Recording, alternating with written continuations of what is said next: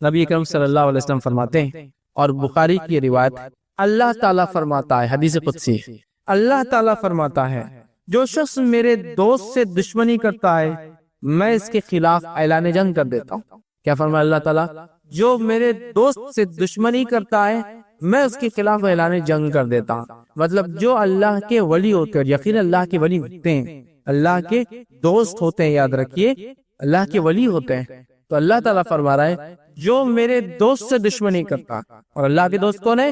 جو تقوی اختیار کرتے ہیں، ایمان والے ہونا پہلی شرط، وہ تقوی اختیار کرتے ہیں اور حکم سنت کے مطابق کرتے ہیں، ٹھیک ہے؟ تو بہرحال ورنہ میں اس لیے کہہ رہا ہوں اللہ کے دوست، ورنہ ہمارے پاس جو سنت کی مخالفت کرتا ہے، نماز کبھی نہیں پڑھتا، تقوی تو ہے ہی دور دور تک، اس کو ولی مانتے ہیں، اس لیے میں وضاحت کر رہا ہوں۔ ایمان والا جیسا حق ہے، تقوی اختیار کرنے والا انسان اور سنت کے مطابق عمل کرنے والا۔ تو بہرحال اللہ تعالیٰ فرما رہا ہے جو میرے دوست سے دشمنی کرتا ہے میں اس سے اعلان جنگ کرتا ہوں۔ اب اندازہ لگائیے اللہ کا جو دوست ہوتا ہے اس کو اگر دنیا میں کوئی چھیڑتا ہے یا اس سے دشمنی کوئی کرتا ہے، اللہ تعالیٰ اس کے خلاف اعلان جنگ کر دیتا ہے۔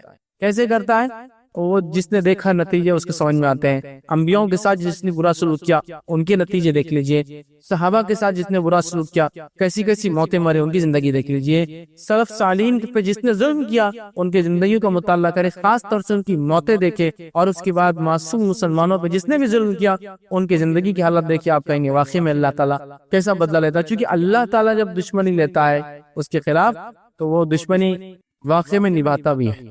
سمجھ رہے آپ بات کو؟ ہر طرف سے اس کو جو ہے چت کر دیتا ہے اس دنیا کی زندگی۔ تو بہر اللہ تعالیٰ فرما رہا ہے جو شخص میرے دوست سے دشمنی کرتا ہے اس کے خلاف میں اعلان جنگ کرتا ہوں۔ تو ایک بات ہمیشہ ذہن میں رکھنی چاہیے، اللہ کے نیک بندوں کے خلاف کوئی چال نہیں چلنا چاہیے، اس لیے کہ جب ہم اللہ کے نیک بندوں کے خلاف چال چلتے ہیں در حقیقت اللہ ہمارے خلاف اعلان جنگ کر دیتا ہے۔ ہوتا ہے نا بہت سارے لوگ، نیک لوگ خواہ تنگ کرتے ہیں زمین کے معاملات میں، اس میں احتیاط کرنا چاہیے۔ آپ خطرناک زون میں جا رہے ہیں، آپ کو تکلیف ہوتی ہے، ٹھیک ہے؟ آگے آئیے سنیے، اللہ تعالیٰ فرماتا ہے اور میرا بندہ سب سے زیادہ میرا تقرب اس چیز کے ساتھ حاصل کرتا ہے جسے میں نے فرض کیا ہے۔ اللہ تعالیٰ فرما رہا ہے میرا بندہ سب سے قریب مجھ سے کب ہوتا ہے جب وہ میری فرض کردہ چیزوں کو پورا کرتا ہے۔ اللہ تعالیٰ فرما رہا ہے میرا بندہ میرے سب سے قریب کب آتا ہے جب وہ چیز کرتا ہے جو میں نے اس پر فرض کی ہے۔ تو آپ فرما اللہ تعالیٰ فرما میرا تقرب میرا بندہ سب سے زیادہ حاصل کرتا ہے اس چیز کے ذریعے جو میں نے اس پر فرض کیا ہے، یعنی فرائض کے ساتھ میرا تقرب حاصل کرنا ہی مجھ سے سب سے زیادہ میں، مطلب فرائض کے ذریعے میرا تقرب حاصل کرنا یہ مجھے سب سے زیادہ پسند اللہ اعلان کر رہا ہے۔ آگے آئیے پھر اللہ تعالیٰ فرما رہا ہے حدیث قدسی اور میرا بندہ نوافل کے ذریعے میرا تقرب حاصل کرتا ہے، فرض سے سب سے زیادہ، فرض سے سب سے زیادہ، لیکن نوافل سے بھی کرتا ہے فرض کے بعد، فرض جو ادا کرتا ہے اس کی نفل قبول ہوتی ہے، بات بھی یاد رکھ۔ پھر اللہ فرماتا ہے پھر جب اور میرا بندہ نوافل کے ذریعے میرا قرب تقرب حاصل کرتا رہتا ہے یہاں تک کہ میں اس سے محبت کر لیتا ہوں۔ میرا بندہ پہلے تو فرض کرتا ہے، میرا تقرب حاصل کر لیتا ہے، چونکہ فرض سے ہی میں سب سے زیادہ قریب ہوتا ہوں بندوں، یہ مجھے سب سے زیادہ محبوب ہے۔ پھر میرا بندہ نفل پڑھتا ہے اور نفل پڑھ کر میرا تقرب حاصل کرتا ہے، اتنا تقرب حاصل کرتا ہے، اتنا تقرب حاصل کرتا ہے کہ میں بھی اس سے محبت کرنا شروع کر دیتا ہوں نوافل کے ذریعے۔ اب آگے سنیے ذرا، تو میں بھی اس سے محبت کر لیتا ہوں۔ پھر جب میں اس سے محبت کر لیتا، فرض سب زیادہ اللہ کو پسند عمل ہے، سب زیادہ قریب بندہ فرض سے آتا ہے، لیکن فرض سے جو قریب آنے کے بعد بھی جو نفل پڑھے وہ ٹاپ موسٹ چل جاتا ہے۔ بولنے کا مطلب یہ ایک انسان سے فرض بھی کرتا اللہ سے قریب ہوتا ہے، لیکن فرض کے بعد جو نفل پڑھے وہ ٹاپ موسٹ لیول تک پہنچ جاتا ہے اللہ کے قریب، اتنا کہ اللہ تعالیٰ سے محبت کرنے لگتا ہے۔ اور اللہ فرماتا ہے جب میں اس سے محبت کرنے لگتا ہوں تو میں اس کا کان بن جاتا ہوں جس سے وہ سنتا ہے۔ نوافل غلط معنی مت دیجیے کہ واقعی میں اللہ اس کے اندر حلول کر جاتا ہے، مطلب وہ وہی باتیں سنتا ہے جو میں چاہتا ہوں کہ وہ سنے، وہ غلط بات نہیں سنتا۔ اللہ فرماتا ہے میں اس کا کان بن جاتا ہوں جس سے وہ سنتا ہے، اس کی آنکھ بن جاتا ہوں جس سے وہ دیکھتا ہے۔ نوافل اس کی آنکھ بن جاتا ہوں جس سے وہ دیکھتا ہے۔ عثمان بن عفان رضی اللہ عنہ فرمایا کرتے تھے کہ مومن کی فراست اس کی نظروں سے بچا کرو، اس لیے کہ مومن جو ہوتا ہے نا اس کی آنکھوں سے چیزوں کو پہچان لیتا ہے۔ بہت سارے سلف کے واقعات لوگوں کو چہروں کو ان کی حالت دیکھ کر پہچان لیتے تھے کیا پرابلمس ہیں، اس لیے نہیں کہ ان کو غائب کا انتہا نعوذ باللہ، لیکن اللہ تعالیٰ نے ان کو وہ صلاحیت دے دی تھی۔ ہوتا ہے نا لوگ بولتے رہے ڈاکٹر ہاتھ لگاتے تشخیص کر لیتا ہے، چہرہ دیکھتے بڑے پہچان لیا کیا ہوں گا، یا سوال کرتے دیکھو جواب وہی آیا جو سوال تھا، حالانکہ اس میں یہ بات نہیں کہی گئی تھی، یہ ساری چیزیں ہوتی، ٹھیک ہے۔ تو یہاں دیکھیے اللہ کے رسول صلی اللہ علیہ وسلم کیا فرما رہے ہیں کہ اللہ تعالیٰ فرما رہا ہے میں اس کی آنکھ بن جاتا ہوں جس سے وہ دیکھتا ہے، اس کا ہاتھ بن جاتا ہوں جس کے ذریعے وہ پکڑتا ہے، مطلب وہی دیکھتا ہے جو اللہ چاہتا ہے، وہی سنتا ہے جو اللہ چاہتا ہے، وہی پکڑتا ہے جو اللہ چاہتا ہے۔ مطلب مومن ہر وہ کام نفل کے ذریعے اللہ سے محبت حاصل کر کے اللہ اس کے ریٹرن میں اس کو ہر وہ چیز کرواتا ہے جو اس کا رب اس سے صرف پسند کر رہا ہے، اس کے علاوہ نہ کچھ سنتا ہے، نہ کچھ دیکھتا ہے، نہ کچھ پکڑتا ہے۔ تو میں اس کا ہاتھ بن جاتا ہوں جس کے ذریعے وہ پکڑتا ہے، اور اس کا پاؤں بن جاتا ہوں جس کے ذریعے وہ چلتا ہے۔ مطلب مومن چلیں گا بھی تب سیدھے راستے پر، چونکہ اب وہ غلط راستے پر نہیں جائیں گا، چونکہ نفل کے ذریعے وہ اللہ کی محبت حاصل کر چکا ہے۔ اللہ کی محبت جو بندہ حاصل کر لیتا ہے اس کا رب کا فضل اس پہ یہ ہوتا ہے کہ وہ ہر وہ کام کرتا ہے جو اس کا رب چاہتا ہے، اس کے علاوہ وہ کچھ نہیں کرتا۔ یہاں جو ہے اس سے وہ چلتا ہے، ان تمام اعضاء کو اپنی اطاعت میں لگا دیتا ہے، اور اگر وہ مجھ سے سوال کرتا ہے تو میں ضرور بھی ضرور اس کو عطا کرتا ہوں، اگر وہ مجھ سے سوال کرتا ہے تو میں ضرور بھی ضرور اس کو عطا کرتا ہوں۔ نوفل ضرور بھی ضرور عطا کرتا ہوں اگر وہ مجھ سے سوال کرتا ہے۔ کون سا بندہ؟ فرائض کے بعد نفل کا اہتمام کر کے رب سے محبت حاصل کر لینے والا بندہ، دیکھتا ہے تو وہی جو اس کا رب چاہتا ہے، سنتا ہے وہی جو اس کا رب چاہتا ہے، پکڑتا ہے وہی جو اس کا رب چاہتا ہے، چلتا ہے اسی راہ پر جس کا رب چاہتا ہے، اور جب وہ مانگتا ہے تو اس کا رب اس کی جو ہے ضرور بھی ضرور اس کو عطا کر دیتا ہے۔ اور اگر وہ میری پناہ طلب کرے تو میں یقیناً اس کو پناہ دے دیتا ہوں، اور اگر وہ میری پناہ طلب کرتا ہے، دعا میں خاص دعا یاد رکھیں، پناہ مانگنا مصیبت کے وقت، تو اگر وہ میری پناہ مانگتا ہے تو میں اسے پناہ دے دیتا ہوں۔ سبحان اللہ، کتنے بڑے بڑے فضائل ہے نفل کو ادا کرنے، کتنے بڑے بڑے فضائل، اندازہ لگائی ہے نا۔ اللہ کو سب سے زیادہ محبوب عمل لیکن کون سا ہے؟ نوافل ہے، یاد رکھیں، فرض نماز، مال میں فرض عبادت زکوٰۃ ہے نا، اس کے بعد اللہ تعالیٰ نے رمضان کے ایک مہینے کے روزے، اس کے بعد سب سے زیادہ محبوب عمل۔ اس کے بعد یہ کرنے کے بعد بندہ نفل کے اندر دوڑتا ہے، آگے بڑھتا ہے، فرض نماز کے بعد نفل نماز، فرض زکوٰۃ کے بعد نفلی زکوٰۃ، فرض روزے کے بعد نفلی روزے، فرض حج کے بعد نفلی عمرے، نفلی حج بولتے ہیں اس کو حج صغیر، چھوٹا حج، وہ کرتا ہے تو اللہ سے اتنا قریب ہوتا ہے کہ اللہ محبت کرنے لگتا ہے۔ جب اللہ محبت کرنے لگتا ہے تو وہ جو دیکھتا ہے وہ جو اس کا رب چاہتا ہے، وہی سنتا ہے جو اس کا رب چاہتا ہے، وہی اس کے ہاتھ پکڑتے اس کا رب چاہتا ہے، اسی راہ پر چلتا ہے، قدم چلتے جو اس کا رب چاہتا ہے، اور پھر جب اپنے رب سے مانگتا ہے اس کا رب اس کو پورا، اس کی دعاؤں کو پورا کرتا ہے، اور جب وہ پناہ طلب کرتا ہے تو اللہ تعالیٰ اس کو پناہ عطا کر دیتا ہے۔ نوفل میں سمجھتا ہوں بہت بڑے بڑے فضائل، بخاری کی روایت تھی، ہمیں پتہ چلے اس کے اندر کہ نفلی نماز کے ادا کرنے سے جو ہوتے ہیں، جس میں سب سے اہم چیز جو پتہ چلی وہ یہ ہے کہ بندہ اللہ سے قریب ہو جاتا ہے، اتنا قریب کہ ہر چیز جو اس کا رب چاہتا ہے وہی وہ کرتا ہے، اس سے ہٹ کر نہ کوئی چیز سنتا ہے، نہ دیکھتا ہے، نہ پکڑتا ہے، نہ اس راہ پر چلتا ہے۔ ہم میں سے ہر شخص چاہتا ہے ہم نیک بنے، اور پتہ نہیں لوگوں نے ولایت حاصل کرنے کی کون کون سے ذریعے بنانی، اور یہ اللہ کے ولی ہے، کیونکہ شروع میں اللہ نے کیا کہتا کہ اللہ کے رسول صلی اللہ علیہ وسلم، اللہ تعالیٰ فرماتا جو شخص میرے دوست سے دشمنی کرتا ہے میں اس سے اعلان جنگ کرتا ہوں، اور پھر آگے اس کی بات صفت دوست کون ہے، فرائض کے ذریعے نزدیک پہنچتا ہے، نفل کر کے اللہ کا قرب اور محبت حاصل کر لیتا ہے، پھر نفل حاصل کر کے پھر وہ جو مانگتا اللہ پوری کر دیتا ہے، جب پناہ مانگتا اللہ پناہ دے دیتا ہے۔ نوافل چاہتے ہیں اور نیک بنے، ہم سب چاہتے ہیں اللہ ہماری دعاؤں کو قبول کرے، ہم سب چاہتے ہیں کہ جب ہم اللہ سے جو مانگے اللہ دے دے، ہمیں بھی پھر اللہ تعالیٰ کو پہلے راضی کرنا۔ ارے دنیا کے اندر تو پتہ نہیں کتنی چاپلوسیاں لوگوں کو کرنا پڑتی چھوٹے چھوٹے کام نکالنے کے لیے، ہاں کتنی چاپلوسیاں کرنا پڑتی ہے۔ اللہ تعالیٰ آپ سے چاپلوسی نہیں چاہتا، اخلاص چاہتا ہے۔ چاپلوسی میں کیا ہوتا ہے؟ اخلاص نہیں ہوتا، اخلاص چاہتا ہے، اخلاص کے ساتھ فرض عبادت اور نفل میں اضافہ کرو، اللہ تعالیٰ ہم کو دیں گا۔ بہت سے لوگ بولتے ہیں ارے یہ کیا بات ہوئی، کیا اللہ تعالیٰ دیں گا تو اس کا مطلب یہ کہ ہم کو کوشش نہ کریں، کوشش کرنا ہے، لیکن تم لاکھ کوشش کرنے کے بعد بھی حاصل نہیں کر پاتے ہو نا چیزوں کو، لیکن جب اللہ کو ہم راضی کر دیں گے نا، تھوڑی کوششیں بڑے بڑے کام نکال دیں گے، نوافل کوششیں بڑے بڑے کام نکال دیں گے، اور اس کے بعد بھی اگر کوئی تکلیف آئے پھر وہ اللہ کی طرف سے آزمائش ہے، صبر کے ساتھ استقامت کے ساتھ ڈٹ کر مقابلہ کیجیے، دنیا اور آخرت میں اس سے درجات بلند ہوں گے اور اجر ملیں گے۔ سمجھ رہے بات؟ نوافل سمجھنے کی ضرورت، یہ بات کو سمجھنے کی ضرورت ہے، تو اللہ سے قریب ہونا ہے۔ دنیا میں ہم کام نکالنے کے لیے سب کچھ کرتے ہیں لوگوں سے، اگر ہم چاہتے ہیں کہ ہمارا کام عرش والا کر دے، دنیا کی ساری مصیبت، مشکلیں، پریشانیاں حل، اور موت کی اور موت کے بعد کی اور آخرت کی تمام چیزیں، تو پھر ہم جو ہے آسمان والے کو راضی کر لے، ہو سکتا دنیا والے ناراض ہو جائے، اس سے کوئی مسئلہ نہیں، لیکن اللہ راضی ہو جائے۔ لیکن ہمارا معاملہ یہ کہ ہم اللہ کو ناراض کرنا چاہتے اور دنیا والوں کو راضی کرنا چاہتے، تو اللہ تعالیٰ بھی پھر انہی کے سامنے ہم کو جھکاتا رہتا۔ نوافل، اللہ کے نیک بندوں کی صفت آ گئی۔ فرائض کا اہتمام کیجیے، فرائض کے اہتمام نفل میں اضافہ کیجیے، دیکھیے اللہ تعالیٰ کہ ہم دوست بن جاتے ہیں، دوست بن جاتے ہیں، ٹھیک ہے؟ تو اس کی ہم کوشش کریں کہ نوافل کو ہم زیادہ زیادہ کریں۔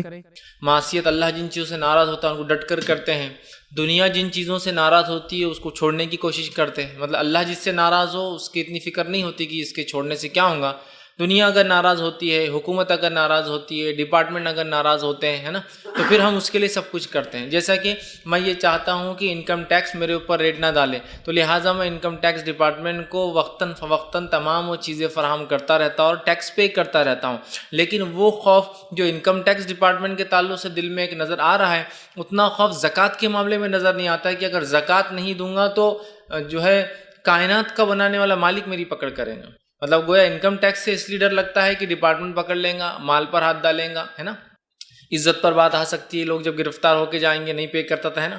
لیکن یہی ڈر کبھی اللہ کے معاملے میں نظر نہیں آتا کہ اگر ہم زکوٰۃ برابر نہ دے تو اللہ بارش کو روک دیں گا، اللہ ہمیں جو نقصان پہنچائیں گا، ہماری جان و مال کی حفاظت جو اللہ چھوڑ دیں گا۔ یاد رکھیں، جس مال کی زکوٰۃ دی جاتی ہے اللہ اس کی حفاظت کرتا ہے، تو وہ ڈر نظر نہیں آتا۔ تو میں یہ کہنا چاہ رہا ہوں کہ آج دنیا کے بہت سارے خوف ہمارے دل میں ہیں، آج دنیا کی بہت سارے ڈر ہمارے دل میں ہیں، لیکن جیسا ڈر اللہ سے ہونا چاہیے، جیسا ڈر جہنم سے ہونا چاہیے جو اللہ رب العزت نے بنائی ہیں، جیسا ڈر اللہ کے غضب سے ہونا چاہیے کہ کہیں اگر ہم گناہ اور معصیت کے کام زندگی میں نہ چھوڑے تو اللہ غضب کریں گا، اللہ سخت پکڑ کریں گا، اللہ سخت پرسش کریں گا، اللہ جو ہم سے سوال کرنے والا ہے۔ اتنا ڈر نظر نہیں آتا جتنا دنیا کے معاملات میں، ٹیچر کیا سوال کریں گا، ایگزام میں پیپر میں کیا آ جائیں گا، ڈپارٹمنٹ کیا مجھے فلاں کریں گے، اگر یہ کام نہیں کروں گا تو اس کا اثر میں تجارت پر ایسا آئے گا۔ تو ہم دنیا کے سارے ڈر اپنے دل میں لیے ہوئے سوائے اس ڈر کے جو اللہ کا ڈر ہمارے دل میں ہونا چاہیے۔ اور یہ بہت اہم چیز ہے یاد رکھیے، خشیت الہی جس کو ہم اللہ کا ڈر، ٹھیک، اس لیے کہ جب یہ نکل جاتا ہے تو انسان بے باک ہو کر گناہ کرتا ہے، اور جب یہ ہوتا ہے تو ہر گناہ سے پہلے اس کو کہیں نہ کہیں دل میں ایک ملامت ہوتی ہے، اور بہت سی بار وہ ملامت، وہ گناہ اس کو آمادہ کرتے ہیں کہ انسان جو ہے نیکی کی طرف جو آئے۔ تو یہ بڑی اہم بات ہے، یاد رکھیے، اس چیز کو سمجھنا یہ وقت کی ضرورت ہے۔ ہم جیسا دیگر چیزوں سے دنیا میں ڈرتے ہیں، اس سے کئی گنا زیادہ ہمیں اللہ کا ڈر ہونا چاہیے، اور ایسا ڈر جو ہمیں صحیح سمت میں لے کر چلے، ایسا ڈر جو ہمیں گناہوں سے بچنے میں جو مدد کرے، ایسا ڈر، ایسا خوف، ایسی خشیت اللہ کی کہ جو ہمیں جو ہے معصیت کے کاموں سے روک لی، بڑی اہم چیز ہے۔ نبی اکرم صلی اللہ علیہ وسلم نے ایک حدیث میں بیان کیا تھا کہ 3 لوگوں کے تعلق سے ایک واقعہ تھا جو غار کے اندر چلے گئے تھے اور پتھر ڈھک گیا۔ تو جب تینوں نے یہ طے کیا کہ اپنی اپنی کوئی نیکی بیان کرے، اس کو وسیلہ بنے اللہ کے پاس تاکہ اللہ اس مصیبت کو دور کرے، اس میں سے ایک شخص نے یہ بات کہی کہ اللہ، میں نے، اس کے رشتے میں وہ بہن تھی، چاہے شاید اس کی ممیری بہن یا چچیری بہن تھی، میں نے یہ خصلت، ایک بری نیت ڈالی اپنے بہن پر، اور جب ایک بار جو ہے مشکل اور پریشانی کی حالت آئے اور وہ میرے پاس آئی مجھ سے مانگنے کے لیے، تو میں نے کہا کہ اگر تو میرے ساتھ منہ کالا کریں گی تو میں جو ہے تجھے یہ پیسہ دے دوں گا۔ وہ بیچاری مجبور تھی، اللہ وہ راضی ہوگی میرے اس عمل پر، اور جب میں اس کے ساتھ منہ کالا کرنے کے لیے اس کے قریب بڑھا تو اس عورت نے مجھ سے کہا، جو کہ رشتے کی اس کی بہن تھی، اے اللہ کے بندے، اللہ سے ڈر۔ اور یہ الفاظ اس کے سنتے ہی جو ہے اللہ وہ کہتا ہے میں گھبرا گیا، اور صرف تیرے خاطر میں نے، حالانکہ کوئی دیکھنے والا نہیں تھا، میں نے اس گناہ کو ترک کر دیا، اللہ رب العزت نے اس مصیبت کو ان لوگوں سے دور کر دیا۔ تو یہاں دیکھیے اس خاتون کا اس شخص کو یہ کہنا، اے اللہ کے بندے، اللہ سے ڈر، اور اس شخص کا اس سے ڈر جانا اور اس گناہ کو چھوڑ دینا۔ تو میں بھی یہی کہنا چاہ رہا تھا کہ ہمارا اللہ سے ڈر، خوف الہی ایک دم صحیح سمت میں ہو، جو ہمیں آمادہ کرے، جو ہمیں مجبور کرے کہ جو ہے ہم گناہوں سے بچیں، جو ہمیں آمادہ کرے کہ ہم جن چیزوں سے اللہ ناراض ہوتا ہے ان سے بچیں، جو ہمیں آمادہ کرے کہ ہم منکر سے، برے کاموں سے اپنے نفس کو روکیں، اور اللہ کا ڈر ہمیں آمادہ کرے، ہمیں آگے بڑھائے کہ ہم نیکی کریں، ہم ایسے کام کریں جو جہنم سے بچاتے ہیں اور جنت میں لے جاتے ہیں۔ ہم جو ہے ہر بار جو ہے امر بالمعروف، اچھائی کا حکم لوگوں کو دے، خود بھی نیکی کرے اور دوسروں کو اس کا حکم دے۔ تو ہمیں یہ بہت ضرورت ہے کہ ہم جو اللہ کے ڈر کو، خشیت الہی کو اپنے دل میں ڈالیں۔ اللہ رب العزت جو ہے ہماری سخت پکڑ کرنے والا ہے۔ اور ایمان کے تعلق سے نبی اکرم صلی اللہ علیہ وسلم اس حدیث کو یاد کیا، اس میں آپ نے فرمایا ایمان خوف اور امید کے بیچ میں ہے، ایمان ڈر اور امید کے بیچ میں ہے۔ ایمان جو ہے ڈر اور امید، خوف اور امید کے بیچ میں، ایمان دونوں کے بیچ میں ہوتا ہے۔ ایک طرف خوف، ایک طرف امید ہے، اور یہ بات نبی اکرم صلی اللہ علیہ وسلم تب بیان کی تھی جب ایک صحابی کے انتقال کا وقت قریب تھا. آپ صلی اللہ علیہ وسلم ان کے پاس پہنچے اور پوچھا کیسا لگتا ہے؟ تو کہا ڈرتا ہوں اللہ کے عذاب سے، اس کی جہنم سے. تو آپ صلی اللہ علیہ وسلم خاموش رہے، تھوڑی دیر بیٹھے رہے. پھر پوچھا اب کیسا لگتا ہے؟ تو صحابی نے کہا امید کرتا ہوں کہ اللہ رب العزت مجھے جنت دیں گا، مغفرت کریں گا. آپ صلی اللہ علیہ وسلم نے کہا ہاں جو اس حال میں مرا تو یقیناً وہ جو ہے درست تھا اور وہ ایمان پر تھا. اس لیے کہ ایمان خوف اور امید کے بیچ میں ہے. خوف ایک طرف اور امید. ڈرتا بھی ہوں کہ گناہوں کی وجہ سے پکڑ ہوں گی، امید بھی رکھتا ہوں کہ اللہ اس کے باوجود بھی انشاءاللہ معاف کریں گا. تو یہی بڑی اہم چیز ہے. لیکن یہ بات یاد رکھیے ایمان صرف امید کے ساتھ جڑا نہیں، خوف اور امید کے بیچ کا حصہ ہے وہ. ہم کیا کر رہے ہیں؟ صرف امید اور امید. میں نے یہ گناہ کیا اللہ انشاءاللہ معاف کر، میں نے فلاں کیا اللہ مجھے معاف کر، میں نے زکوٰۃ دی اللہ مجھے معاف کریں گا، میں نے نماز نہیں پڑھی اللہ مجھے معاف کریں گا، میں نے روزے رکھی اللہ معاف. ہم صرف امید اور امید رکھ رہے ہیں. خوف اور امید کے بیچ ہے اسلام ایمان. پہلے خوف کی کہیں میری زکوٰۃ پہ اللہ پکڑ نہ کرے، یا اللہ میں توبہ کرتا ہوں تو اس سے اور اب دوں گا، امید ہے کہ اللہ مجھے معاف کریں گا. سمجھ رہے؟ خوف اور امید کے بیچ میں ایمان ہے. خوف ہے مجھے کہ اللہ جو ہے میں نے فلاں معصیت کی تو پکڑ لے تو میں تو کہیں کا نہیں رہوں گا. امید کرتا ہوں اللہ میں نے تجھ سے توبہ کی تھی تو اس توبہ کو بھی قبول کرے گا. تو خوف اور امید کے بیچ میں یاد رکھیے ایمان ہے. دونوں کے بیچ کا وہ حصہ یاد رکھیے. تو ہمیں بھی جو ہے اپنی کیفیت ویسے ہی بنانا ہے کہ خوف اور امید کے بیچ ہمیں رکھنا ہے اپنے آپ کو. یہ بڑی اہم چیز ہے یاد رکھیے، خوف اور امید کے بیچ ہم رہیں. ورنہ آج ہم دیکھ رہے ہیں صرف امید کر رہے ہیں کچھ لوگ، اور کچھ لوگوں کا حال ہے صرف خوف کا معاملہ کر رہے ہیں. ویسے خوف کا معاملہ بڑا کمزور نظر آتا ہے. امید ہی ہم لوگوں کو زیادہ ہے کہ ہمیں اللہ معافی کر دیں گا بس، اور خوف کا کوئی ایسی حالات یا کوئی بات نظر نہیں آ رہی ہے ہمارے سامنے. تو اس بات کو ہمیں یاد رکھنا ہے، اور ہمیں اپنے دل میں اللہ تعالیٰ کا حقیقی ڈر، حقیقی خوف ہمیں پیدا کرنا ہے. اس لیے کہ اس کے بغیر ہم ایمان کی نہ چاشنی اٹھا سکتے ہیں، اور نہ ہی اس کے بغیر کوئی شخص حقیقی ایمان والا کہلا سکتا ہے.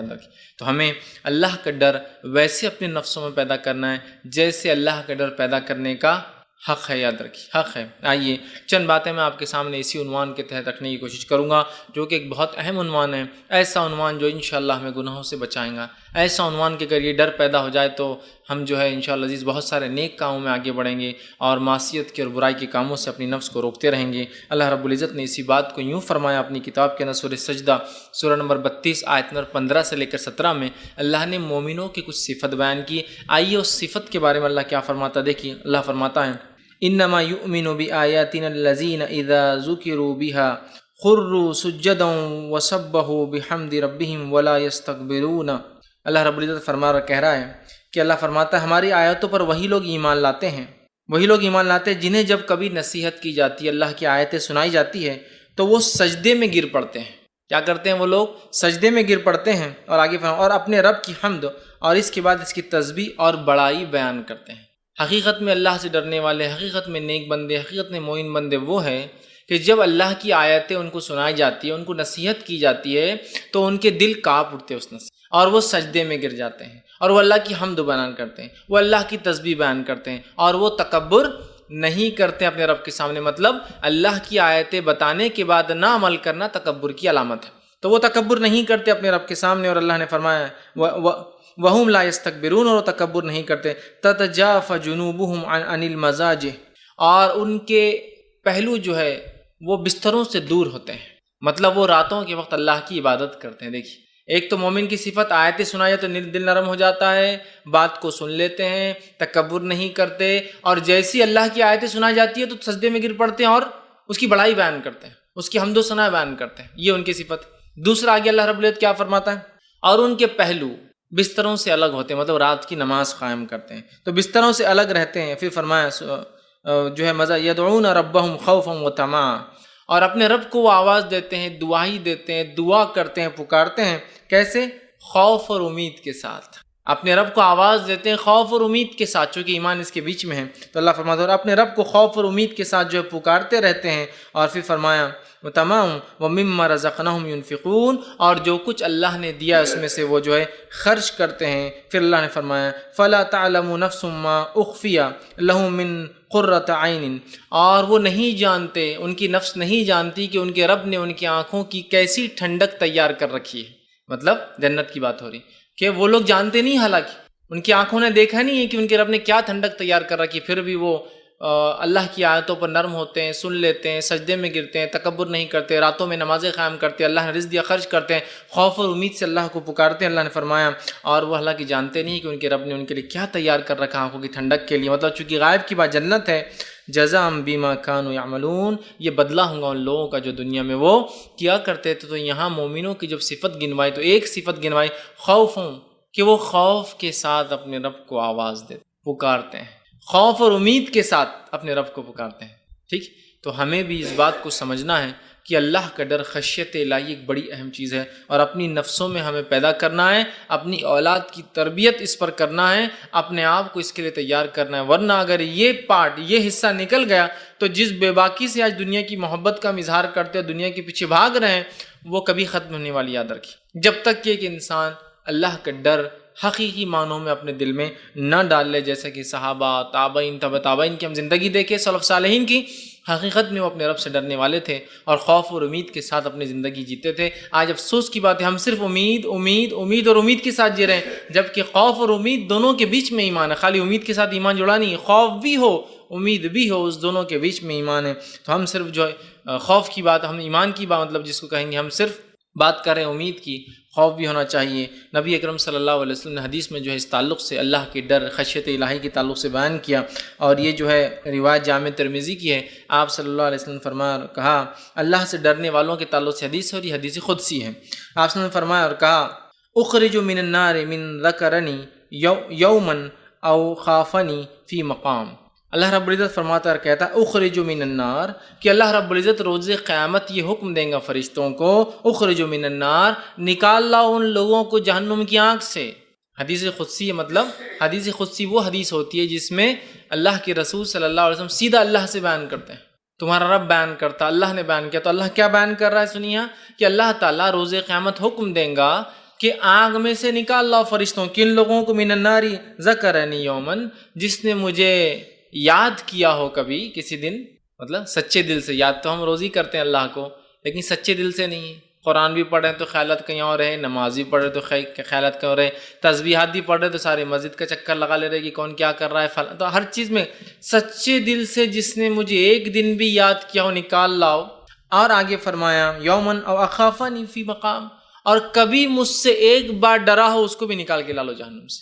حقیقت میں کہ گناہ کرنے ہم جا رہے ہو اور اس گناہ کے وقت اللہ کے ڈر کی وجہ سے گناہ چھوڑ دے، لوگوں کے ڈر سے نہیں، یا رشتہ دار کیا کہیں، نہیں، صرف ایک کوئی نہیں تھا، جیسا کہ اس آدمی کا واقعات کیے جو اپنی بہن کے ساتھ رشتے کی منہ کالا کرنا چاہتا تھا۔ وہ عورت نیک تھی لیکن مجبور تھی، اس نے آخر میں کہا جب آدمی بڑھنے لگا، اے اللہ کے بندے اللہ سے ڈر، اور وہ آدمی پیچھے ہٹ گیا۔ یہ اللہ کا ڈر ہے، یہ بڑی اہم بات ہے، یاد رکھیے، یہ بڑی اہم بات ہے۔ تو اللہ کا ڈر، یا پھر یوسف علیہ السلام کو یاد کیجئے، جب جو ہے اس عورت نے یوسف علیہ السلام کے ساتھ منہ کالا کرنا چاہا، جسے مصر کی جو ہے بیوی نے، تو یوسف علیہ السلام کو کوئی دیکھنے والا نہیں تھا، بس اللہ کا ڈر، خشیت الہی، کہ وہاں سے بھاگ کھڑے ہوئے اور اپنے آپ کو انہوں نے محفوظ کر لیا اس عورت سے، اللہ نے ان کو بچا لیا۔ تو یہ بڑی اہم چیز ہے، اللہ کا ڈر، خشیت الہی۔ کوئی نہیں دیکھ رہا مجھے پھر بھی میں ڈرتا ہوں، تو ایک بار جس نے سچے دل سے یاد کیا ہو یا مجھ سے ڈرا ہو، لا ان کو بھی نکال لو جہنم سے باہر۔ مطلب وہ لوگ جن کے اعمال کی کمزوریوں سے، گناہوں کے باعث وہ جہنم میں چلے جائیں گے، ایک وقت جہنم کی سزا بھگت لیں گے، اس کے بعد ایک آواز دی جائیں گی کہ نکال لو ان لوگوں کو بھی جہنم سے، چونکہ اللہ کو تو بہانے چاہیے اپنے، کہ تو اللہ تعالیٰ اپنے بندوں کو سزا دینے کے لیے تھوڑی پیدا کیا ہے اس نے، وہ تو بہانے ڈھونڈتا ہے کہ کیسے کیسے ان کی مغفرت کر دو، ان کو معاف کر دو، تو آواز لگا جائیں گی نکال لو جن لوگوں نے مجھے کبھی یاد کیا ہو، اور نکال لو ایسے انسان کو جس نے جو ہے میرے سے کبھی ڈرا ہو، اس کو نکال کے لاؤ۔ تو دیکھیے اللہ کا ڈر کتنی اہم چیز، اور یہ حدیث قدسی تھی۔ اسی طرح ابن حبان، صحیح ابن حبان کی ایک اور روایت ہے، اور یہ بھی حدیث قدسی ہے۔ اللہ کے ڈر کے تعلق سے اتنی ساری باتیں قرآن حدیث میں آتی ہے، اس کو جمع کرنا ہی ممکن نہیں۔ یہ بھی حدیث قدسی ہے، دیکھیے آپ کیا فرماتے ہیں، اور یہ صحیح ابن حبان کی روایت ہے، خشیت الہی کا اس میں دیکھیے کیسا معاملہ ہے، اور اللہ کے رسول صلی اللہ علیہ وسلم فرماتے ہیں، اللہ فرماتا ہے، کیا فرماتا ہے، غور سے سنیے۔ اللہ فرماتا ہے وَعِزَّتِي، قسم ہے میری عزت کی۔ کون قسم کھا رہا ہے؟ اللہ تعالیٰ اپنی عزت کی قسم کھا رہا ہے، جو سب سے زیادہ باعزت ذات ہے، اور وہی ذات ہے جس سے تمام لوگوں کو عزت اور شرف دنیا میں ملتا ہے نا۔ ہم دنیا میں عزت کے الگ الگ پیمانے بناتے، کوئی مالداری، حسب، نسب، خاندان، عزت کے وہ پیمانے نہیں، پیمانہ یہ ہے کہ اللہ جس کو عزت دیتے بس وہی عزت والا ہے۔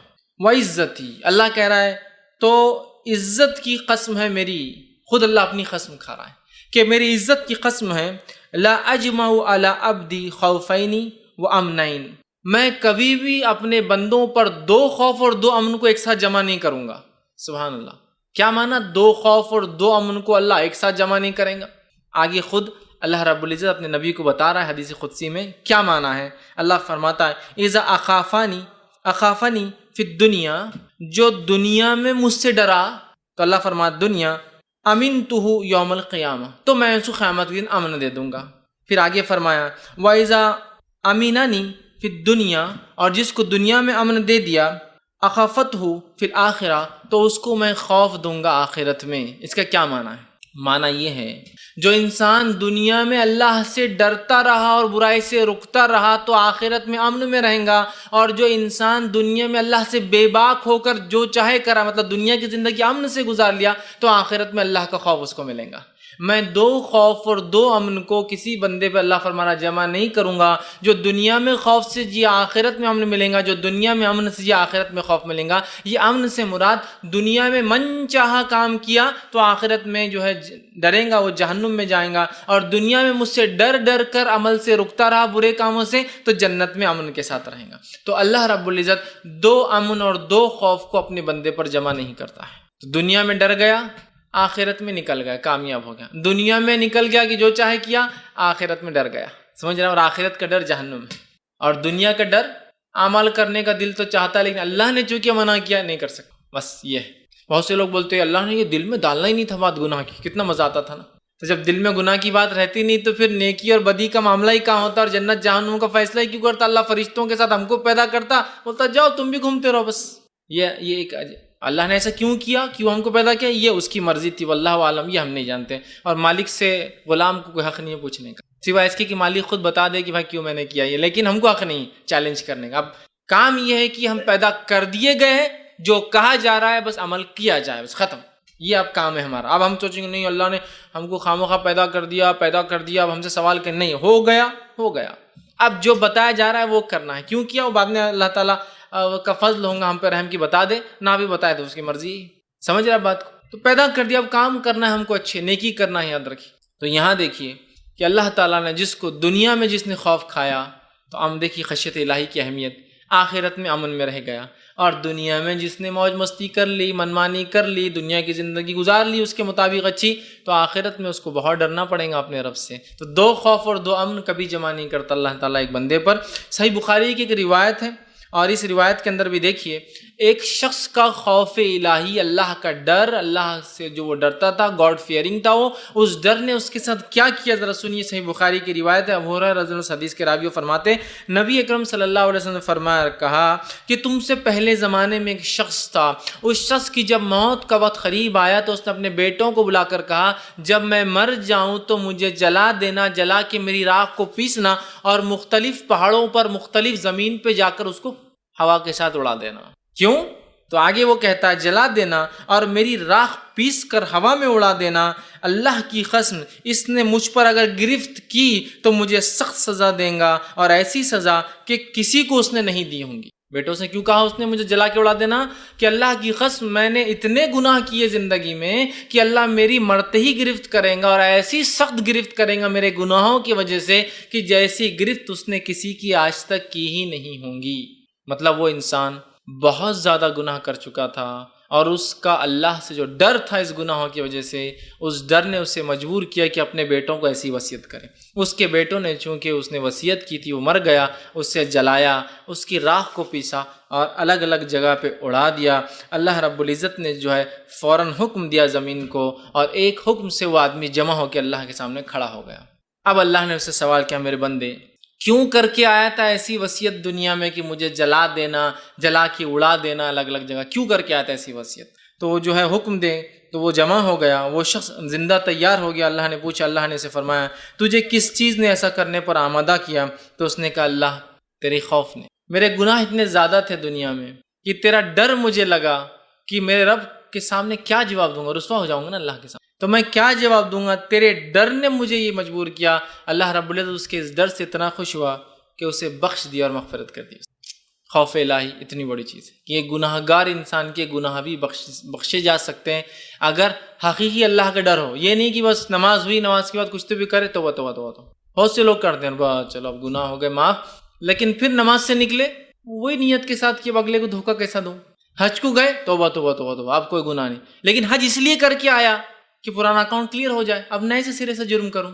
سمجھ رہے؟ ہم لوگوں کا عمل مزاج یہ بن چکا ہے. نہیں، اس شخص نے گناہ کیے تھے، جانتا تھا اللہ کی پکڑ ہے، جانتا تھا اس کی جہنم ہے، اس کی پکڑ بہت سخت ہے، اس ڈر نے اسے مجبور کیا کہ اس نے حکم اور وصیت دی مجھے جلا دو. اللہ رب العزت کے لیے کیا ناممکن تھا، اس نے حکم دیا، مٹی نے اسے اٹھا کے کھڑا کر دیا، وہ زندہ اللہ کے سامنے کھڑا ہو گیا. اللہ نے سوال کیا کہ کس چیز نے تجھے مجبور کیا تھا کہ تو یہ کہے؟ تو کہا اللہ تیرا ڈر. اس شخص کو گناہ تو کیے تھے لیکن اپنے رب سے حقیقی ڈر تھا کہ میرا رب میری گرفت کرنے والا ہے، میرا رب میری پکڑ کرنے والا. تو اس ڈر نے اسے مجبور کیا اور رب العزت نے اس ڈر کو اتنا پسند کیا. اللہ پسند کرتا ہے جو بندے اس سے ڈرتے ہیں، توبہ کرتے ہیں کہ اس نے معاف کر دیا. اللہ کا ڈر سے مراد یہ ہے کہ ہم گناہوں سے بچیں، نیکیوں کی طرف آمادہ ہو، اچھے کام کرے، برائی سے اپنی نفس کو روکے. یہ بات یاد رکھیے. نہیں تو اللہ کا ڈر بولے تو بس کچھ تو بھی آپ ڈر سمجھ رہے، توبہ کر رہے پھر معاملہ نہیں، حقیقی ڈر. تو اس شخص کو حقیقی ڈر تھا اپنے گناہوں کی وجہ سے کہ میں جہنم میں نہ جاؤں. اللہ رب العزت نے اس کو جو ہے معاف کر دیا اس کے ڈر کی وجہ سے. تو اللہ کا ڈر بڑی اہم چیز ہے. آئیے اسی طرح جو اللہ کے ڈر کہ اس حدیث سے معلوم ہوتا ہے کہ اللہ کتنا معاف کرنے والا ہے کہ اگر اس سے کوئی ڈرا تو وہ معاف کرتا ہے. اور اللہ تعالیٰ کے عرش کے سائے کے نیچے کون کھڑے ہوں گے؟ ان کھڑے ہونے والوں میں سے بھی ایک شخص وہی ہے جو اللہ سے ڈرتا تھا. حدیث صحیح بخاری کی، اور آپ صلی اللہ علیہ وسلم نے فرمایا کہ سبعۃ یظلھم اللہ فی ظلہ یوم لا ظل الا ظلہ، کہ 7 لوگ ایسے ہیں جو اس روز سائے میں ہوں گے جس روز کی اللہ کے سائے کے علاوہ کوئی سایہ نہیں ہوگا. 7 لوگ، 7 پیپل، مطلب 7 وہ لوگ جو اللہ کے سائے کے نیچے ہوں گے اس روز جس روز اللہ کے سائے کے علاوہ کوئی سایہ نہیں ہوگا. پہلا کون ہے؟ انصاف کرنے والا بادشاہ. پہلا شخص جو اللہ کے سائے میں روز قیامت ہوں گا وہ انصاف پسند حکمراں، بادشاہ، خلیفہ، لیڈر یا جج جو ذمہ دار ہو لوگوں کے اندر فیصلہ کرنے، انصاف پسند پہلا انسان. دوسرا فرمایا اور کہا اس جوان کو جو شروع جوانی سے اللہ کی عبادت کرتا رہا ہو، ایسا نوجوان جس کی جوانی کی ابتدا سے جوانی کی انتہا تک وہ اللہ کی عبادت کرتا رہا ہو، مطلب اس کا جوانی کا فیز سٹارٹ سے اینڈ تک وہ اللہ کی عبادت میں گزرا ہو. اور انسان جوان ہوتا ہے 10 سال سے، بالغ ہو جاتا ہے نا 10 سال کا اسلام، اس لیے عبادتیں فرض ہو جاتی ہے. 10 سال سے شروع ہوتا ہے تو کم و بیش یہ عمر کا جو ہے 30، 33 یا 35 سال تک یہ چلتا ہے. کہ سب سے حدیث میں الفاظ ہے نا، انسان جنت میں اس حالت میں جائیں گا جو دنیا میں سب سے خوبصورت تھا، اور وہ اپنی عمر کے مرحلے میں 30 سے 33 کے بیچ کی عمر ہوگی. مطلب 30 سے 33 کی عمر اس کی ایسی عمر ہوتی ہے جس عمر میں سب زیادہ طاقتور ہوتا ہے، اور اس کے بعد پھر ڈھلان شروع ہو جاتی ہے. 33 کے بعد بیماریاں یہ وہ ڈھلتے جاتا ہے. تو اسی لیے میں بھی یہ کہہ رہا ہوں کہ 10 سے لے کر کم و بیش 30، 33، 35 تک یہ پیریڈ ہے، یہ جوانی کہلائیں گا، جو کہ آپ دیکھیے 25 سال کا کم و بیش مرحلہ ہو رہا ہے. تو جس کی ابتدا جوانی کی کیسے ہوئی؟ جس کی جوانی کی ابتدا ہوئی عبادت میں، اور جس کی جوانی کی انتہا مطلب اس نے اپنی ساری جوانی کو اللہ کی عبادت میں گزارا، ایسا بھی انسان جنت میں ہوگا. یہ بڑی اہم چیز ہے. اور آج افسوس کی بات ہے ہم نوجوان اپنی زندگیوں کو کیا کرتے ہیں؟ گناہ اور معصیت میں گزارتے ہیں. دیکھیے آپ کالج لائف، اسکول لائف کے ایک مرحلے سے آدمی جب ہائر اسکول میں آتا ہے وہ جوان ہو جاتا ہے، 8th اسٹینڈرڈ. وہاں سے لے کر اپنی زندگی پورے کالج لائف، ہمارے نکاح اور ہماری عمر کے 30-35 سال تک ہم صرف معصیت اور گناہ کے کام کریں اللہ. اور اس کے بعد پھر توبہ توبہ توبہ توبہ توبہ جب عمر ڈھلنے لگی، بیماریاں لا کے لپٹ گئی، اور جس میں ساتھ دینا چھوڑ دیا، سماج نے ساتھ دینا چھوڑ دیا، مال کمانے کی طاقت نہیں رہی، تو پھر توبہ چالو ہو گئی اور اللہ سے بس گڑ گڑا رہے ہیں، دعائیں کر رہے ہیں. تو جس نوجوان کی جوانی اللہ کی عبادت میں گزریں گی، دوسرا وہ شخص ہے. تیسرا وہ شخص ہے جو شخص جس کے دل مسجد میں لٹکا ہوتا تھا کہ ایک نماز پڑھتا ہے تو دوسری نماز تک اس کا دل لٹکا ہوا ہوتا ہے بیچ میں، کی کیا ہو رہا ہوگا، کہ میں لیٹ نہ ہو جاؤں، کہ مجھ سے نماز نہ چھوٹ جائے، کہ تاخیر نہ ہو جائے، کہ جماعت نہ مجھ سے چھوٹ جائے، کہ رکعتیں نہ مجھ سے، اس کا دل مسجد میں اٹکا ہوا ہوتا ہے. تیسرا شخص وہ ہے. چوتھا شخص وہ ہے وہ آدمی جس نے اللہ کے لیے دوستی کی ہو اور زندگی بھر دوست رہا ہو، اور اس کی جدائی تک اس دوست سے اس کی دوستی مطلب جمع بھی ہوا اللہ کے لیے اور جدا بھی ہوا اللہ کے لیے. مطلب 2 لوگ جو ملتے ہیں اللہ کے لیے اور جدا ہوتے ہیں اللہ کے لیے. تو ایک معنی یہ کہ دنیا میں اگر ملے بھی تو اللہ کے لیے، اگر الگ بھی ہو رہے تو اللہ کے لیے. ایک معنی یہ کہ ملنے سے ختم ہونے تک اللہ کے لیے ساتھ رہے، مطلب شروعات بھی دوستی کی اللہ کے لیے بھی، اور مر بھی گئے ٹوٹنے تک اللہ کے لیے ہی دوستی رہی. یہ ایک معنی ہے. رہے ساتھ بھی تو اللہ کے لیے، جدا ہو بھی تو اللہ کے لیے. آج ایسی دوستی ہم کہاں دیکھتے ہیں؟ ہم رہے ہیں ساتھ کسی کے معصیت اور گناہوں کے لیے، معصیت گناہ چھوڑ دیو تو ہم دوستی بھی چھوڑ دیتے ہیں۔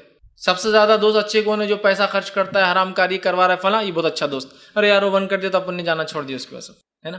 تو یہ آدمی۔ اس کے بعد آپ فرماتے ہیں پانچواں، وہ مرد جس کو ایک مرتبے والی خوبصورت عورت منہ کالا کرنے کے لیے بلائے اور وہ کہے میں اللہ سے ڈرتا ہوں۔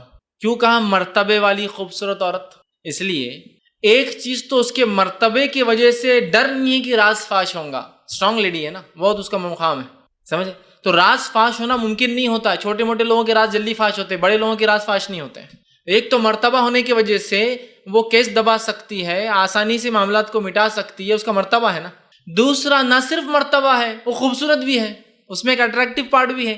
ایک ڈر تو یہ کہ دنیاوی مشکل ہٹ جائیں گے اگر پکڑے بھی گئے تو، چونکہ وہ ایک بہت اونچے اثر رکھنے والی لیڈی ہے۔ دوسرا خوبصورت بھی ہے، اثر رکھنے والی خوبصورت عورت بلائے اور وہ کہے میں اللہ سے ڈرتا ہوں۔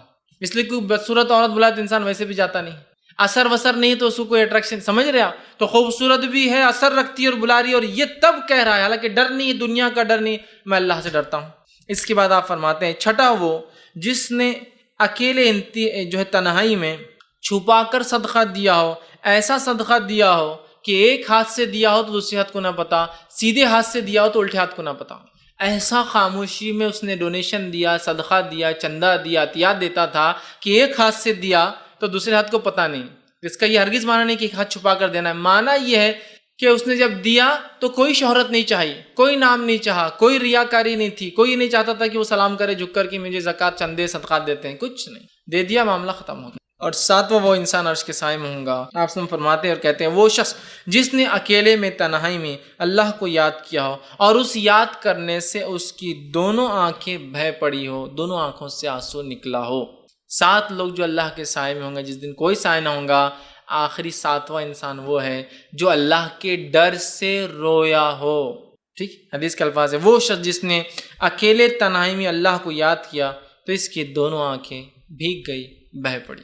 اور یہاں دیکھیں حدیث کے الفاظ، اکیلے تنہائی میں رویا ہو۔ اجتماعیت میں آدمی بہت رو لیتا ہے، مثال کے طور پہ کسی کا انتقال ہوا ہو تو آپ دیکھیے ہر تھوڑی دیر میں ایک لہر آتی غم کی اور رونے کی، جب کوئی نئے رشتہ دار انٹروڈیوس ہوتے جاتے ہیں تو اتنی دیر سب کو رونا آتا۔ اب وہیں کوئی آدمی اکیلا کھڑے رہ کر روئے نہیں دیکھیں گے آپ کو کوئی۔ اکیلے رونا یہ آدمی کو تبھی آ سکتا ہے جب وہ بے انتہا اور بے لوث کسی سے محبت کرتا ہے انتقال پر۔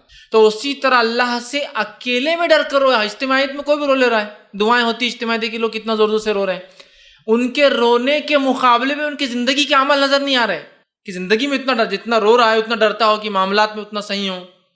تو اجتماعیت میں تو رو لیتے ہیں۔ علی بن ابی طالب رضی اللہ عنہ کے زمانے میں ایک انسان مسجد میں رو رہا تھا تو آپ نے فرمایا تیرا بہتر ہوتا اکیلے میں رونا، اس لیے کہ اکیلے میں رونے سے یہ فضیلت کو وہ حامل ہو جاتا کہ اللہ کے لیے رویا نا اکیلے میں۔ تو دیکھیں حدیث، اکیلے میں اللہ کے لیے رویا۔ اجتماعیت میں لوگوں کے سامنے انسان رو لیتا ہے، اکیلے میں رونا یہ اصل چیز۔ تو اکیلے میں اللہ کے لیے رویا۔ خشیت الہی دیکھیے کہ اگر جو روتا ہے تو وہ عرش سائے میں ہے، جو ڈرتا ہے مر گیا تو جنت جا رہا ہے، مغفرت ہو جا رہی ہے۔ اللہ 2 خوف کو اور 2 امنوں کو جمع نہیں کرتا۔ اللہ نے اعلان کر دیں گا روز قیامت جو جہنم میں چلے بھی جائیں گے نکال لاؤ جو ایک بار بھی ڈرا ہوں مجھ سے۔ کتنی فضیلتیں خشیت الہی کی، اللہ کے ڈر کی، اور اس کے ڈر کی بنیاد پر اپنے اعمال کو تبدیل کرنا ضروری ہے، ورنہ صرف ڈر کی بات ہو رہی ہے، اعمال ویسے ہی چل رہے ہیں۔ ڈر کا معنی ہی تو یہ ہے۔ اسی طرح جو ہے مستدرک حاکم کی جو ہے ایک روایت ہے، اللہ کے رسول صلی اللہ علیہ وسلم فرماتے اور کہتے ہیں من ذکر اللہ ففاضت عیناہ من خشیت اللہ حتی اصیب الارض من دموعہ لم یعذب یوم القیامہ۔ دیکھیے حدیث کیا آپ نے فرماتے ہیں، جو اللہ کو یاد کرے، اللہ کے خوف سے اتنا روئے کہ اس کی آنکھیں جو اس کے آنسو زمین پر گر پڑے تو قیامت دن اسے عذاب نہیں ہوگا۔ جو انسان اللہ کے ڈر سے روئے اور ایسا روئے کہ اس کے آنسو زمین پر گر پڑے، ایسے شخص کو اللہ رب العزت روز قیامت عذاب نہیں دیں گا۔ کتنی باتیں آ رہی ہے اللہ کے ڈر کے لیے، مغفرت کے وعدے، مغفرت کی جا رہی ہے، جہنمیوں کو صرف ڈر کی وجہ سے نکالا جا رہا ہے، عرش کے سائے میں صرف ڈر کی وجہ سے رکھا جا رہا ہے۔ یہاں فرمایا جا رہا ہے جس کے آنسو گرے ہو زمین کے اوپر دونوں آنکھوں سے نکل کر، اور ظاہر سی بات ہے آنسو زمین پر تبھی گرتے انسان جب بہت روتا ہے۔ جیسا صحابہ کا معاملہ دیکھیے، عمر ابن خطاب رضی اللہ عنہ کے تعلق سے آتا ہے کہ آپ اتنا روتے تھے خوف سے، قبر کے عذاب سے، آخرت کی ہولناکیوں سے، کہ آتا ہے کہ آپ کے آخر وقت میں عمر کے دونوں آنکھوں کے پاس جو ہے 2 لکیریں بن گئی تھی جس سے آنسو کنٹینیو گرنے کی وجہ سے۔ مطلب فیشیل ایکسپریشنز پہ 2 لائنیں آ گئی تھی جس سے آنسو گرتے تھے ہمیشہ. عثمان ابن عفان رضی اللہ عنہ کے تعلق سے آتا ہے اتنا کثرت سے روتے خبر کے بعد جب بھی بیٹھتے چونکہ خبر سٹارٹ ہے, سوال جواب شروع ہو رہے ہیں, اللہ کا ڈر ظاہر سی بات انسان کو فرسٹ فیز میں ہو رہا ہے, تو اتنا روتے تھے کہ آپ جب روتے تھے خبر کے پاس تو آپ کے آنسو سے داڑھی بھیگ کر داڑھی سے جو ہے آنسو نیچے ٹپکتے تھے. یہی معنی ہے حدیث کا. جو اللہ کے ڈر سے رویا, رونے کی وجہ سے آنسو زمین پر ٹپکے. آنسو زمین پر تبھی ٹپک سکتے جب چہرے سے نکل کر وہ داڑھی سے ہوتے ہوئے نیچے کی طرف آتے ہیں. اتنا رویا. تو ایسے شخص کے بعد اللہ فرماتا ہے میں اسے روز قیامت عذاب نہیں دوں گا, کیونکہ میرے ڈر سے رویا ہے نا. اور جب کوئی انسان حقیقت میں اللہ کے ڈر سے روتا ہے اس کی زندگی تبدیل ہو جاتی ہے. یہ بات ہمیشہ یاد رکھیے, ورنہ میں ایک بار رو رہا ہوں پھر اگلی بار اگلا دھوکہ, پھر دوسری بار رو رہا ہوں پھر تیسری بار دھوکہ, نہیں. اس کی زندگی چینج ہو جاتی ہے جب وہ اللہ کے لیے روتا ہے. یہ بڑی اہم چیز ہے. تو جو رویا ہو, آنسو نکلے ہو, زمین بھیگی ہو, اللہ نے کہا کہ میں اس کو عذاب نہیں دوں گا کیونکہ وہ میرے لیے رویا ہے. کتنی بڑی بات ہے, کتنی اہم چیز ہے. اور اللہ کے نیک بندوں کا یہ شیوہ اور طریقہ رہا ہے کہ وہ خوب روتے تھے, خوب ڈرتے تھے. اور رونا ظاہر سی بات ڈر کی علامت ہوتی, عاجزی کی علامت. تو اللہ کے نیک بندے حتیٰ کہ انبیاء جو گناہ نہیں کرتے تھے, معصوم عن الخطا ہے, انبیاء تک کثرت سے روتے تھے. اس لیے میں کہہ رہا ہوں نیک لوگوں کی پہچان ہے رونا. وہ گناہ نہیں کرتے پھر بھی روتے ہزاروں خطا. ہم تو گناہ کر کے بھی ڈٹے ہوئے ہیں, وہ گناہ نہیں کر کے بھی روتے ہیں. یہی صفت اچھے بندوں کی, ہم چونکہ ڈرتے اللہ سے ہو. اور جتنا ٹاپ کا اسٹوڈنٹ ہوتا ہے نا وہ اپنے رزلٹ سے اتنا زیادہ خوف کھاتا ہے. بہت سے لوگ بولتے ہیں انبیاء کیوں روتے تھے, ان کو کیا گناہ تو نہیں کیے تھے. نہیں, جتنا ٹاپ موسٹ اسٹوڈنٹ ہوتا ہے اس کو لیسٹ میں بھی سب سے کم مارکس کٹ ہونے کا بھی ڈر ہونے سے اس کو ڈر لگتا ہے کہ ٹھیک ہے میں نے 100% پیپر لکھا لیکن ڈر ہے کہ آدھا مارکس ہینڈ رائٹنگ وجہ سے تو نہیں کٹ ہو جائے. اس کو ڈر لگ رہا ہے, فیلئر کو نہیں ڈر لگتا ہے. تو یہ انبیاء ٹاپ موسٹ لوگ ہیں دنیا کے, اس لیے خوف کھاتے رزلٹ سے. تو انبیاء کا یہ شیوہ تھا کہ گناہ نہیں کرتے تھے پھر بھی روتے تھے. آج ہم گناہ کرتے روتے نہیں ہیں. آدم علیہ السلام نے جو خطا کی اس کے تعلق سے ایک روایت آتی, کثرت سے آدم علیہ السلام رویا کرتے تھے اس خطا کے لیے. نوح علیہ السلام کے تعلق سے اسلاف لکھتے کہ نوح کا نام نوحہ سے پڑا, اتنا روتے تھے. اتنا نوحہ سمجھتے نا, نوحہ رونا, اتنا روتے تھے نوح علیہ السلام کہ ان کا نام نوح رکھ دیا گیا نوحہ کی وجہ سے. کیا کثرت سے روتے تھے. کئی انبیاءوں کے تعلق سے آتا ہے کہ بکثرت رویا کرتے تھے, حالانکہ گناہ نہیں کرتے تھے, روتے تھے عاجزی کی وجہ سے کہ اللہ کی تھوڑی سی بھی پکڑ کر لے, جو خطائیں چھوٹی خطائیں تو سب سے ہوتی ہیں, اس سے پکڑ لے. تو آدم کو کہا پھلنا کا, علیہ السلام کھا لیا, خطا تو ہوئی ہے نا. نوح علیہ السلام ڈر رہیں گے, روز قیامت ڈریں گے. صحیح مسلم کی روایت ہے کہ کہیں اللہ مجھے آج میری بددعا کی وجہ سے نہ پکڑ لے جو میں نے اپنی قوم کے خلاف کی تھی. ابراہیم علیہ السلام ڈریں گے جو میں نے توریا بات کو گھما کے پیش کیا تھا 2-3 موقعوں کے اوپر کہ اللہ مجھے نہ پکڑ لے. موسیٰ علیہ السلام ڈریں گے کہیں وہ خپتی کو جو میں نے مکہ مارا تھا, میرا مقصد اس کو مارنا ہے لیکن مر گیا ہو, میں کوئی پکڑ میں نہ آ جاؤں. بڑے ہیں, ڈر رہے ہیں لیکن خوف کرتے ہیں اپنے. تو بڑی اہم چیز ہے اللہ کا ڈر. آج وہ ڈر ہمارے دل سے جو ہے نکل گیا ہے. مستدرک حاکم کی ہی روایت ہے, خود نبی اکرم صلی اللہ علیہ وسلم کے تعلق سے آتا ہے. اور عبداللہ ابن عباس رضی اللہ عنہ فرماتے اور کہتے ہیں جب اللہ رب العزت نے یہ آیت نازل کی, یا ایھا الذین آمنوا قوا انفسکم واہلکم نارا, سورہ تحریم سورہ نمبر 66 آیت نمبر 6, جب یہ آیت نازل ہوئی تو آپ صلی اللہ علیہ وسلم سے تلاوت فرمایا تو ایک نوجوان بے ہوش ہو گیا. ایک نوجوان مطلب ایک نوجوان صحابی بے ہوش ہو گیا, اور بے ہوش ہو کے بہت زور سے شیورنگ جس کو ہلنے لگے. ہو بے ہوشی میں ہوتا ہے نا کبھی آدمی, وہ ہوتا ہے بہت تیزی سے ہلنے لگے. نبی اکرم صلی اللہ علیہ وسلم جو ہے اس شخص نوجوان کے نزدیک اور فرمایا کہو لا الہ الا اللہ. اس نوجوان نے کہا لا الہ الا اللہ, تو آپ صلی اللہ علیہ وسلم نے اسے بشارت دی اور کہا کہ تمہیں میں جنت کی بشارت دیتا ہوں. کیونکہ اس نے جب آیت سنی قوا انفسکم اہلیکم نارا, تو اس جہنم کے تذکرے نے اس کو بے ہوشی میں ڈال دیا اٹھا کہ ہو سکتا ہے اس کے گناہ ہوں گے, ہو سکتا ہے وہ یہ سوچ رہا ہوں گا میرے گھر والوں کو میں کیسے بچاؤں. وہ بے ہوش ہو گئے. تو صحابہ نے کہ اللہ کے رسول, یہ بشارت جو آپ نے ابھی دی جنت کی, کیا اس کے لیے ہے ہمارے لیے بھی ہے, اس کو کیوں دی؟ تو آپ نے کہا صرف اس نوجوان کے لیے. تو کہا ہم نے کیا کیا جو ہمیں بشارت نہیں ہے یہ؟ تو اللہ کے رسول صلی اللہ علیہ وسلم نے فرمایا یہ اس کے لیے مخصوص ہے, اس لیے کہ ذالک لمن خاف مقامی وخاف وعید. قرآن کی آیت آپ نے پڑھ کے سنا رکھا, اس لیے کہ یہ اپنے رب کے سامنے کھڑے ہونے سے اور خشیت الہی سے گر پڑا, ڈر گیا نا. جیسی آیت پڑھ گئی قوا انفسکم واہلیکم نارا, گر گیا ہو, ڈر گیا ہو. کیوں ڈر گیا؟ اس لیے کہ اللہ نے قرآن میں کہا جو اس دن میرے سامنے کھڑے رہنے سے ڈرا اور میری وعید میری وارننگ سے ڈرا جو دنیا میں دی نا اللہ نے, مت کرو ایسا کروں گا, مت کرو ایسا کروں گا, جو ڈر گیا وعیدوں سے اور میرے سامنے کھڑے رہنے سے, تو وہ تو کامیاب ہوگا. اس وجہ سے میں نے اس نوجوان کو خوشخبری دی تو جنتی. اللہ کے ڈر کا فائدہ دیکھیے کہ جنتی ہو گیا وہ نوجوان. تو بڑی اہم چیز ہے اللہ کا ڈر. وہ تبھی پیدا ہو سکتا ہے جب اللہ سے اشد ہم لوگ محبت کریں, جیسا ہمارا رب ہم سے محبت کرتا ہے ہم بھی اشد اس سے محبت کریں. وہ محبت پھر ہمیں مجبور کرتی ہے کہ ہم اس سے ڈرے بھی. اس لیے کہ انسان جسے سب سے زیادہ محبت کرتا ہے نا اس سے ڈر بھی لگتا ہے. کیوں؟ محبت جانے کا ڈر بھی تو ایک ڈر ہے بہت بڑا. بڑی اہم چیز ہے، یاد رکھیں، بڑی اہم چیز ہے۔ بہرحال تو یہاں مستند جو ہے جو حاکم کی روایت میں ہم دیکھتے ہیں نبی اکرم صلی اللہ علیہ وسلم نے اس نوجوان کو جو ہے خوشخبری سنائی۔ ابو داؤد کی روایت ہے جو ہے نبی اکرم صلی اللہ علیہ وسلم کی خوف کا جو کیفیت خوف کی ہوتی تھی وہ یہ تھی کہ ایک صحابی فرماتے کہ آپ صلی اللہ علیہ وسلم، ابو داؤد کی روایت ہے کہ آپ صلی اللہ علیہ وسلم جب نماز پڑھتے ہیں تو نماز میں آپ کو دیکھا گیا کہ آپ نماز میں جو ہے اتنا روتے، اتنی عاجزی کرتے اللہ کی کہ آپ کے سینے سے جو رونے کی آواز آتی تھی ایسا لگتا تھا کوئی چکی چل رہی ہے یا ہنڈیا کے اندر کوئی چیز ابل رہی ہے۔ ہانڈی میں کوئی ابلتی نا، بلبلے آ کے پھوٹتے ہیں، چیزیں الٹتی اندر کی، سبزی وغیرہ آواز ہوتی ہے۔ تو آپ صلی اللہ علیہ وسلم سجدے میں ہوتے اور اتنا آپ خشیت سے آپ روتے کہ آپ کی وہ آواز لگتا کوئی چکی پیسی جا رہی ہے نا، جب آدمی سسکی لے کے روکتا ہے نا ہلو سے تاکہ کوئی سنے نہ، تو چکی پیسنے سی آواز، اور جب زیادہ روتا ہے اس کی کیفیت بڑھ جاتی ہے تو ہانڈی میں ابلنے کی، تو آپ سن کے رونے کی آواز ایسی ہے جب چکی پیسی جا رہی ہے، مطلب جب آپ باریک خاموشی میں وہ کرتے، جب بڑھ جاتا تھا ایسا لگتا تھا ہانڈیا میں کوئی چیز ابل رہی ہے، اتنا نبی اکرم صلی اللہ علیہ وسلم خوف کرتے ہیں۔ جامع ترمذی کی روایت ہے، نبی اکرم صلی اللہ علیہ وسلم نے فرمایا اور کہا، 2 قطرے اور 2 نشان اللہ کو بڑے محبوب ہے۔ 2 ڈراپس، 2 قطرے اور 2 نشان اللہ کو بڑے محبوب۔ کون سے 2 قطرے؟ پہلا وہ قطرہ جو انسان جو ہے خوف سے اللہ کی آنکھوں سے بہاتا ہے۔ پہلا کون سا خطرہ؟ آنسو کا خطرہ جو انسان خوف سے اللہ کی بہاتا ہے، اللہ کو محبوب۔ اور دوسرا وہ خطرہ جو میدان جہاد میں انسان زخم کھا کر خون کا گرتا ہے، اس کا 2 خطرے، 2 ڈراپ جس کو بولیں۔ ایک آنکھ سے جو نکلتا ہے اللہ کو پسند ہے، محبوب خطرہ ہے۔ دوسرا جسم جب کٹتا ہے، چھٹتا ہے، گولی لگتی ہے، تیر لگتا ہے، کچھ بھی ہوتا ہے جنگ کے میدان میں، جہاد میں، اللہ کی راہ میں حق کے لیے کوشش کرنے میں، یہ 2 خطرے اللہ کو پسند ہے۔ اور 2 نشان، ایک نشان وہ جو اللہ کی راہ میں زخم کھایا ہو، جہاد کیا لیکن انتخاب مطلب شہید نہیں ہوا لیکن زخم تو کھایا ہے بہت۔ ایک وہ نشان جو زخم جو اللہ کی راہ میں کھایا ہو، حق کے لیے کھایا ہو، اور دوسرا وہ نشان جو اللہ کی عبادت کرنے کی وجہ سے اس کے سر پر یا ہاتھوں پہ آ جاتے، کبھی گٹھے آتے ہیں نا۔ انسان جب عبادت کرتا ہے، رف چادروں پر بیٹھتا ہے، عبادت کرتا ہے تو گٹھے آ جاتے، کبھی سر پر آتا ہے، پیر کے کونے پر آتا ہے، جو پیر آپ سجدے قیام کے اندر مطلب قاعدے میں نیچے رکھتے ہیں تو انسانی جس میں نشان بن جاتے، گٹھے بن جاتے۔ تو آپ نے فرمایا پہلا وہ نشان جو جہاد کے میدان میں زخم کا ہوتا ہے، دوسرا وہ نشان جو انسان عبادت کرنے کی وجہ سے گٹھے آ جاتے ہیں اس کو، چاہے وہ سر پر ہو چاہے وہ پیر پر ہو، جو بیٹھنے سے آتے ہیں۔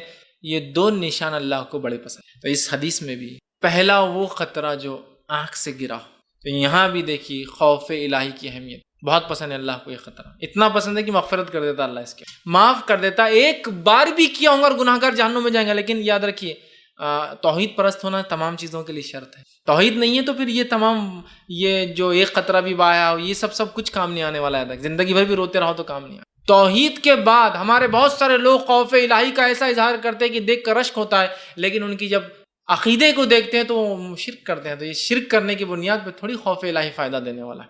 توحید پرست ہونا شرط ہے۔ بہرحال دیکھیے آپ یہ خطرہ اللہ کو، یہ خطرے بہت، جس میں یہ بھی آتا ہے سلف صالحین، صحابہ، تابعین، تابع تابعین اس قدر اللہ کا خوف رکھتے تھے کہ دنیا کی ساری چیزیں ان سے خوف رکھتی تھی، یہ فائدہ انہوں نے اٹھایا۔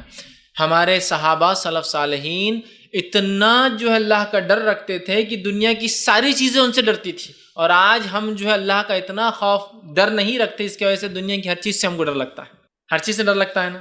یہاں تک کہ آج تو یہ حالت ہے، اللہ رحم کرے، کہ فون بھی آیا تو اٹھانے کو ڈر لگتا ہے کبھی کبھار، پتہ نہیں فون آ رہا، اب یہ جو ملک سے آ رہا وہ ملک سے ہمارے تعلقات اچھے نہیں ہیں، پتہ نہیں میرے ساتھ کیا ہوتا۔